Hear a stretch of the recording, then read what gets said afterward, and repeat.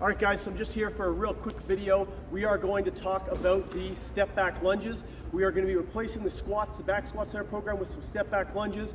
Obviously back squats, great movement for building overall strength, trunk strength, leg strength. But step back lunges are going to be a little bit more applicable because they're using single leg strength, okay? So the big thing with this one is my ideal is a front rack. If your wrists won't tolerate that, I'm going to use some tips for that in a moment here. But you can do a back rack. It's just a little tougher technique-wise. The front rack ends up being a little bit of a better movement. I'm also going to encourage you guys to start with the empty bar. And when you want to load it up, go empty bar and vest, like a 40-pound, 20-pound, 40-pound vest. Then when the vest gets up to 40 pounds, then you can start actually putting weights on the end of the bar, okay? So again, just get a plate carrier from sports stores, bring your own vest, whatever you want to do. Again, no more than 40 pounds in the vest though. Once you get there, start piling weights on the end of the barbell. All right, so what that's going to look like is obviously you can use a rack if you want to clean it up. It shouldn't be super heavy because again, you're loading it up with the vest first. But again, you can grab it out of the rack, that's fine. You guys all know how to clean anyway, so you're going to hang clean whenever you want to. For the front rack, you are going to step backwards, straight back, and come back up, okay? You're going to alternate just like that. Depending on the day, some days you'll do like all reps right, all reps left, but generally speaking, it'll be alternating from the front rack position. If you want to, you can definitely do the back rack, same idea.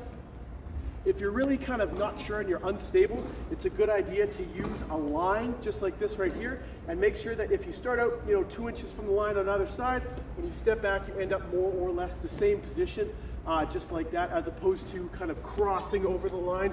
That's not an ideal technique for what we're doing, especially when we're loading up heavy, okay?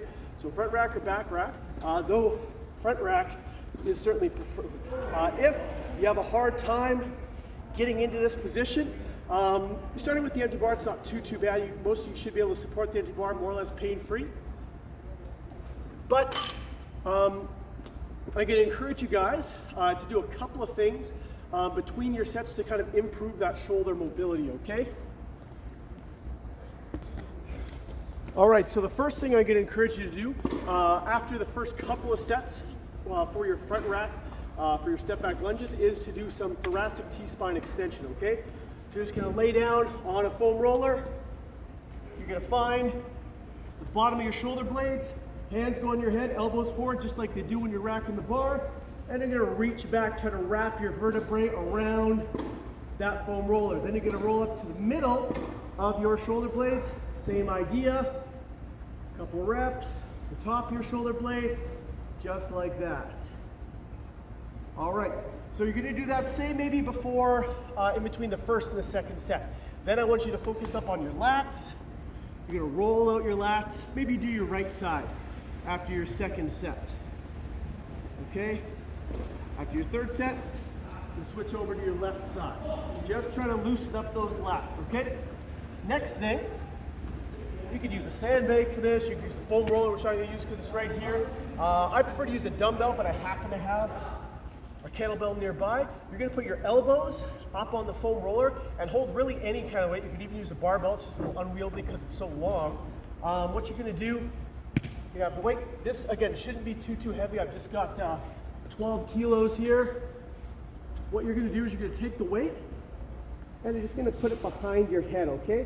You're going to relax into that position. When that feels good, roll that thing a little further away from you. Let your head relax. Now between. And just let the weight of the kettlebell or dumbbell push you gently kind of into that position there, which obviously should loosen up the lats a little bit to keep that front rack where it needs to be.